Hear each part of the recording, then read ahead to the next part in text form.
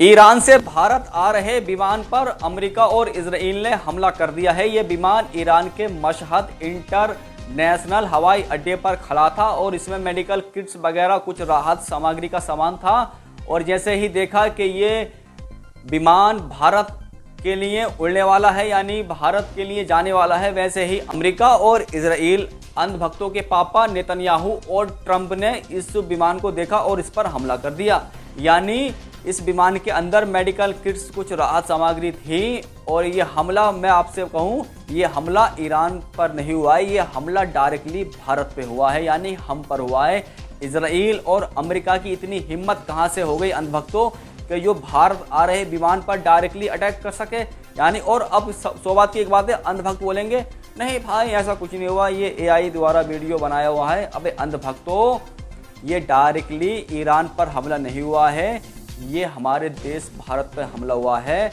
और तुम कुछ नहीं बोलोगे, नहीं तुम्हारे पप्पा कुछ बोलेंगे, क्योंकि तुम पहले से ही अपने पप्पा बना चुके हो ट्रंप और नेतन्याहू को। क्योंकि तुम्हारी औकात ही नहीं है इतनी बोलने की, आवाज़ उठाने की कि तुम नेतन्याहू और ट्रंप के खिलाफ बोल सको।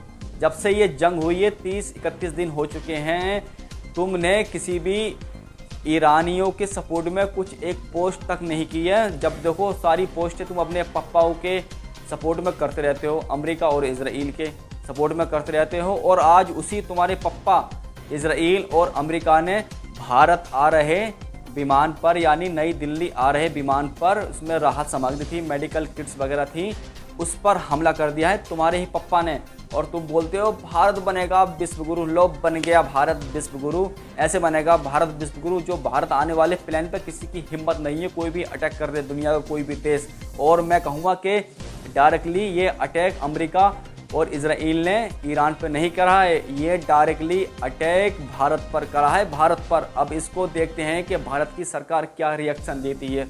मुझे तो लगता नहीं कि कुछ रिएक्शन दे दे, चलो देखते हैं क्या होता है।